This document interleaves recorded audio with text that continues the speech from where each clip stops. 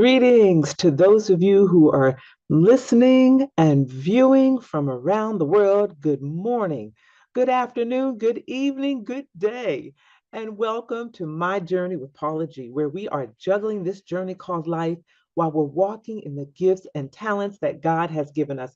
I am so overjoyed that you have joined us. And if this is your first time, welcome to the journey. Thank you so much for tuning in or listening. And if you are a returning visitor or viewer, thank you so much for continuing to embrace this journey. I say each and every episode, and some of you by now can say it with me. Time is precious. It is the one thing that you cannot get back.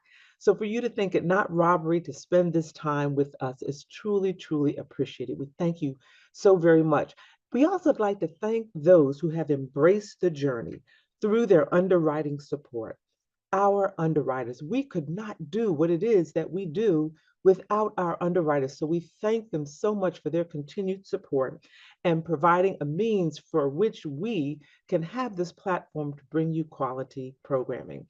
Now, if you have a business, you have a product, you have a service that you'd like to gain more exposure, reach out to us at jerryvoicelive@gmail.com or Paula at paulagvoice.com. Put in the subject line underwriting opportunities, and we will be sure to follow up with you on that. So we thank you so very much for that consideration. Also, I encourage you to reach out to stay connected with me through all social media platforms, as well as my website. It's very easy, Paula G Voice. PaulaGvoice.com is the website. Facebook, YouTube, I almost couldn't think. Facebook, YouTube, IG, Paula G Voice. Reach out and embrace the journey. My website has all aspects of Paula G Voice, Lady Wisdom, my blogs, and my book, the courses, inspirational, motivational information. So I just encourage you to reach out. And also, if you've missed some past episodes, you can go to the television page and click on the weekend channel and view some of the past episodes. We are now airing on a variety of platforms, and we're so incredibly grateful and blessed and fortunate to have the opportunities that we have as well. Well, I want to talk to you today a little bit about finding your GPS, finding the zip code where knowledge resides. And this is an excerpt from my upcoming book in which I've compiled all of my Paula's perspectives, Lady Wisdom, my blog posts, because a lot of you have said that they have encouraged you and you've gained something from them. So I'm compiling them and I'm putting them all into a book. So that is a work in progress as I continue to juggle this journey called life while walking in the gifts and talents that God has given me as well. So I want to read an excerpt from my current book that's a work in progress. And again, this is entitled Finding the Zip Code Where Wisdom Resides. Some of you may have heard me say before that there are two things that I pray for on a daily basis: wisdom and discernment. Neither one is easily obtained, but both require knowledge of oneself, knowledge of the immediate environment, circumstances, and climate of the culture, knowledge of worldwide circumstances. It requires knowledge of past circumstances, climate, the past circumstances, the climate and culture, both locally and worldwide. Wisdom and discernment require a lot. And I've been blessed to live in countries other than the one I was born in. Now, don't get it twisted. I am a proud American citizen, love being American, love my country. But living abroad has shaped much of my perspective on the world that we live in. The world is so much bigger than our zip codes, yet we often view the world from within the confines of our zip code, the zip codes of our minds, and what we have either been taught or exposed to. They all shape our perspectives. And this really began to resonate with me as I began to travel, not only outside of the US, but to other states, to other parts of the US. Living in one place for an extended period of time, our worlds are shaped by that particular environment. The beliefs, what's important, the priorities, the values, the philosophies, all of those things are shaped within us from that environment that we reside in.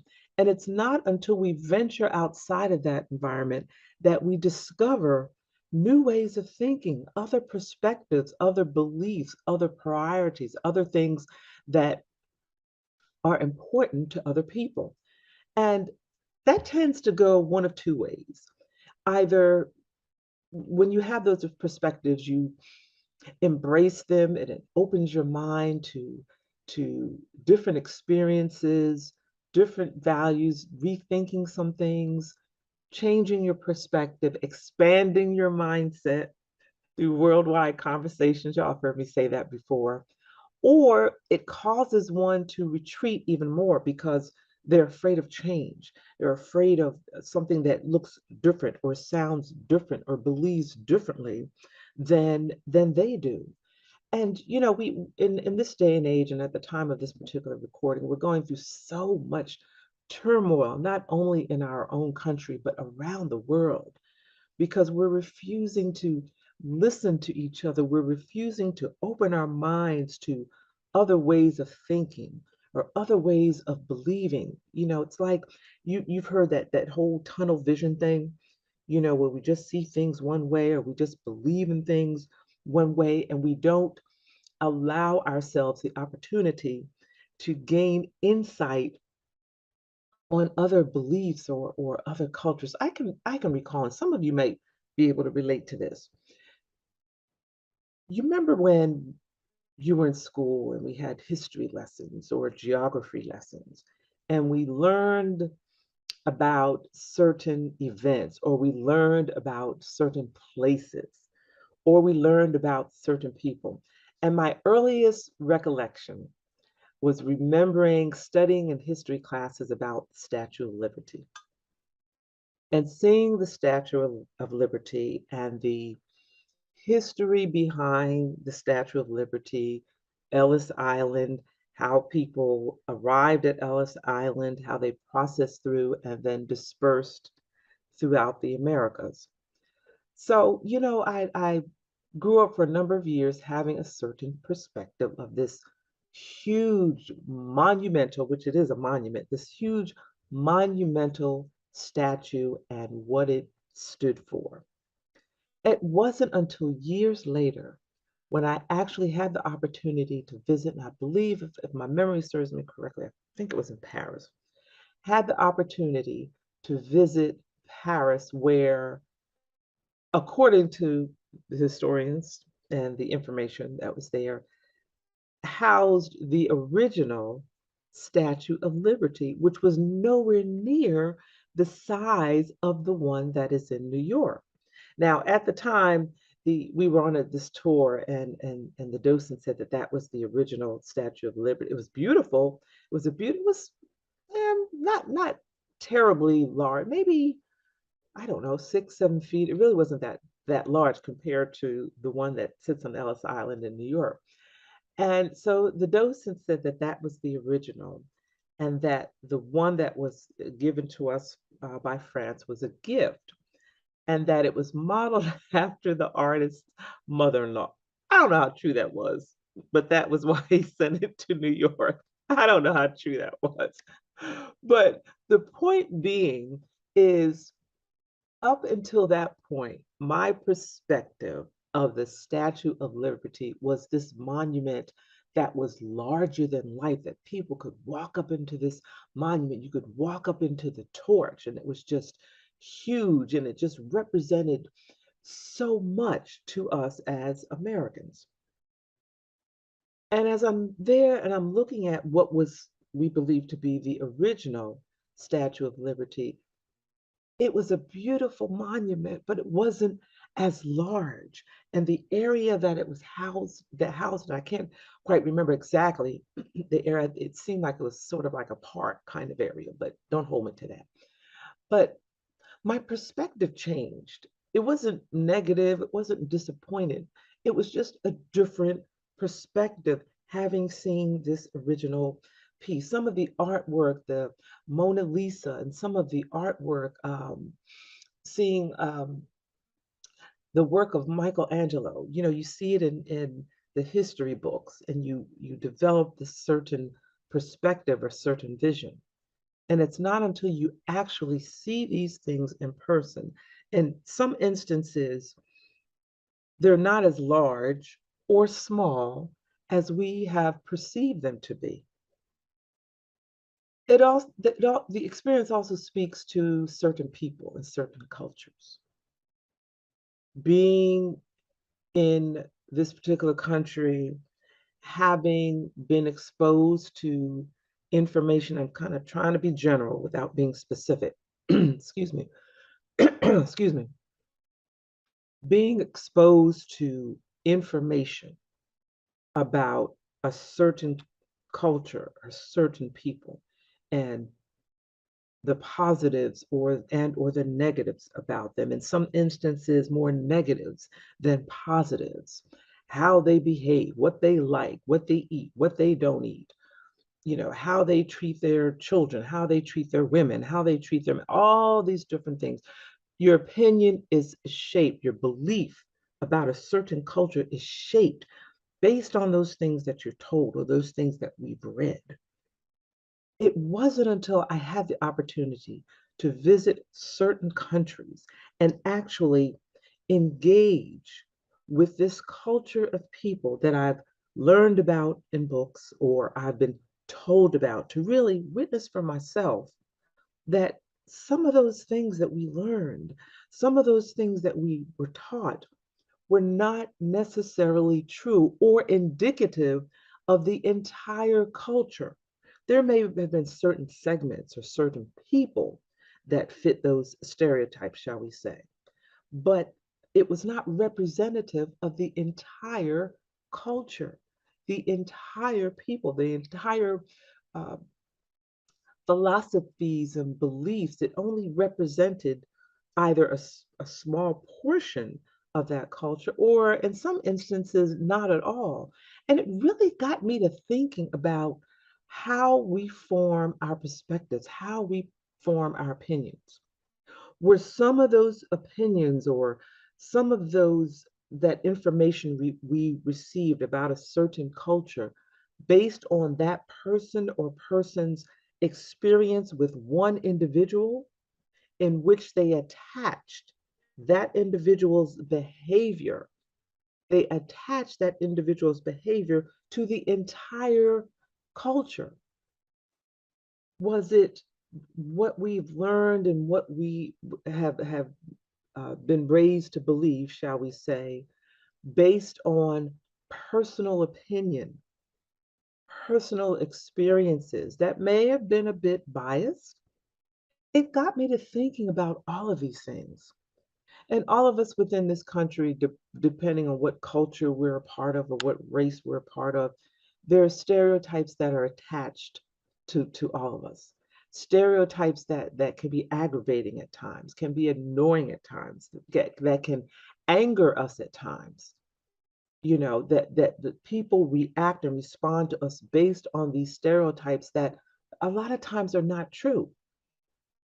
And it got me to thinking, putting the shoe on the other foot, so to speak, in regard to reshaping and rethinking how I look at other people, how I look at other cultures, what I believe about them. And I've gotten to the point in my life where, even though we have, you know, history books, and we have scholars, and we have those who have studied a certain culture or belief or religion or what have you, that the information that we receive, we need to filter through our own experiences, giving ourselves opportunity to engage in some of those experiences, engage with some of those cultures and some of those peoples, where we can see some of these things for ourselves and learn some of these things for ourselves, and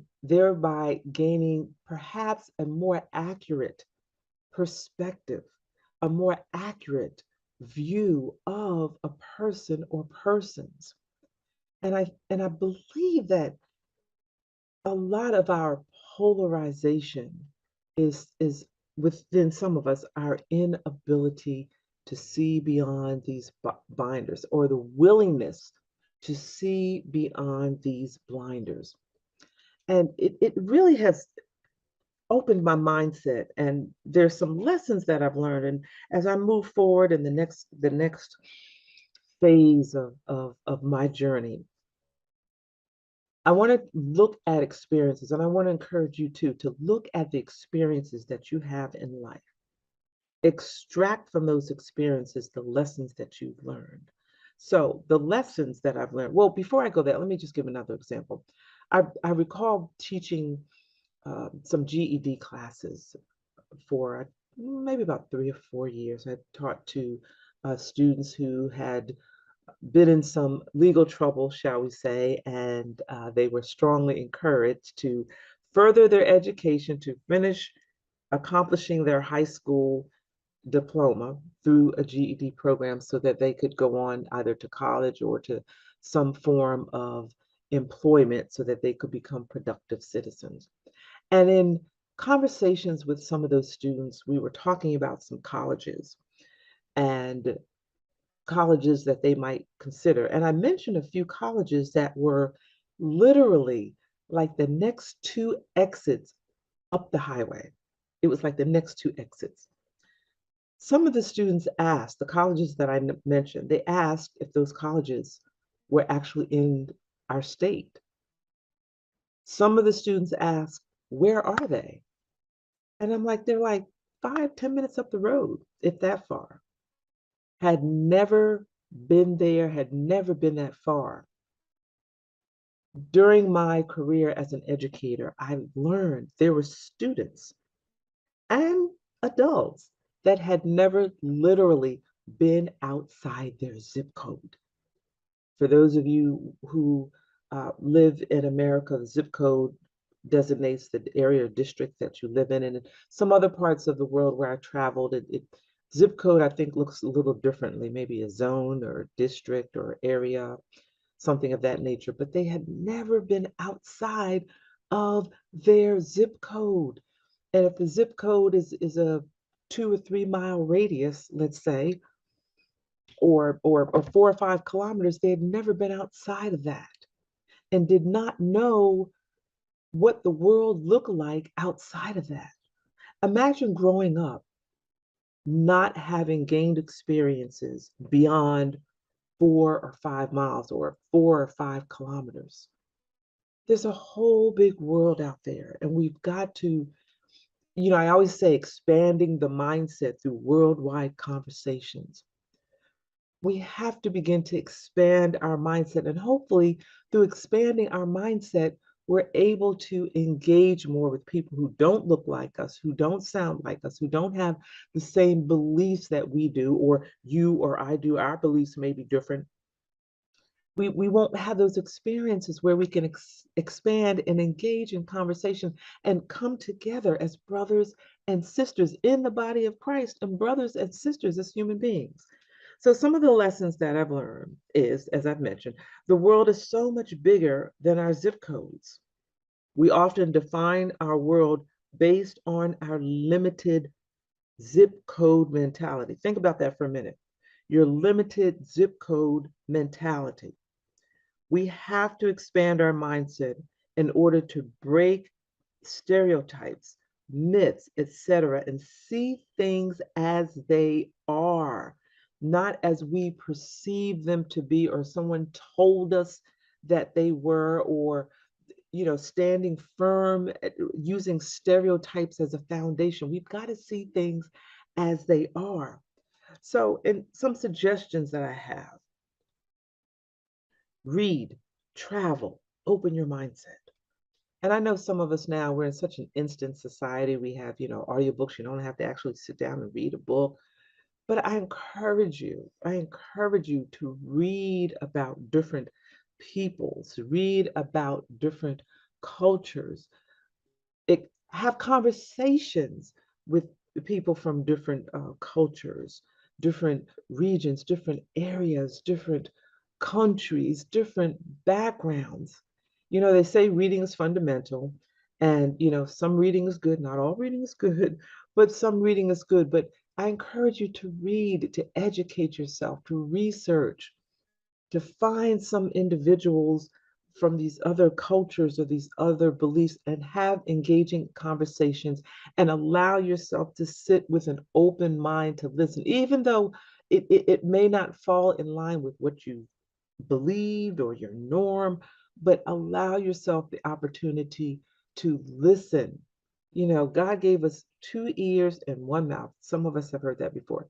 Two ears and one mouth for a reason. We've got to open our ears and listen to expand our mindset. Travel, if you have the opportunity, and I know some people are like, I'm not getting on a plane, I'm not getting on a train, what have you. You can drive. I'm not getting on a ship. I'm not getting on a boat. I'm not going to those people. I've heard that those people are, you can fill in the blank. I would encourage you to, even if it's outside your state, that's a start. Not necessarily traveling to another country, although that would be wonderful if you had the opportunity, but just maybe traveling to a different state. If you're from the South, travel to the North. If you're from the North, travel to the South. If you're from the West, travel to the East. If you're from the East, travel to the West. And if you're in the middle, north, mid south, mid east, midwest, flip a coin and choose a direction and go in. Find a spot that you can go and spend a few days and learn about that community, learn about that area, learn about that culture, learn why a people believe the way they believe. At the end of the day, you still may not necessarily agree with them, but perhaps you will have a better insight as to why they believe the way they believe or behave the way that they behave or do some of the things that they do. We have got to open our mindset, ladies and gentlemen. We are all brothers and sisters in Christ. We are all human beings occupying this earth. And one of the things, among many things, but one of the things that I have found in my traveling and living in other places, that there's one thing that I have found that's common across the board. I don't care if I'm in the United States or in Europe, or I've traveled to Africa and the different countries in Africa, the different countries in Europe. When you sit and you get to know people and you engage with people, the bottom line, regardless of what language we speak, we all seek the same thing: good quality of life, a home for our family, food, clothing, shelter, water, uh, education for our children, a good job or a career or business where we can support ourselves. In most instances, a faith in a higher being. These things I find to be basic across the board. It looks different. Yes, it looks different. I've engaged and I've had conversations with individuals who are of another faith. But after, having conversations with them about their faith and them sharing their faith, oh, I am so much more convinced that regardless of what we call God, how we study God, at the end of the day, we believe in the same God. Some of these religions where we're so polarized and we don't believe that we believe in the same God, we believe in the same God. It looks different, but we believe in the same God. At the end of this day, we have that faith. We're a prayerful people. So I encourage you to expand your mindset. Y'all hear me say it all the time. Expand your mindset through worldwide conversations.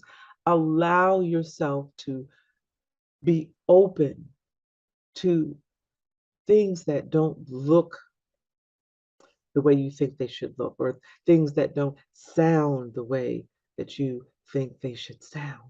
Expand your mindset through worldwide conversations. Expand your mindset through reading documentaries. And yeah, sometimes we got to check the facts on things. I get it. But when we expand our mindset, when we embrace our brothers and sisters of other cultures or other faiths or other languages, for me, it has been such a blessing to open and expand because for me, it helps me to see just how it helps me to see that much more how much God touches people from around the world in different ways. He speaks to them in different ways, but he touches them in different ways from around the world. So I encourage you to expand your mindset. Find the zip code where wisdom resides. Wisdom resides in knowledge and expanding your mindset. Find a way to expand your mindset. Open your mind, open your heart, open your spirit, and embrace the journey. I hope that helps somebody today. And speaking of journeys, we have come to the end of our journey today. And I thank you all so much for joining me. And I hope you've gained something from this today and that you will take it with you as you begin to move forward. Thank you to our underwriters. Without our underwriters, we would not have this platform upon which we can bring this programming. So we thank you all so much for joining us. And remember, stay connected. PaulaGVoice.com is my website.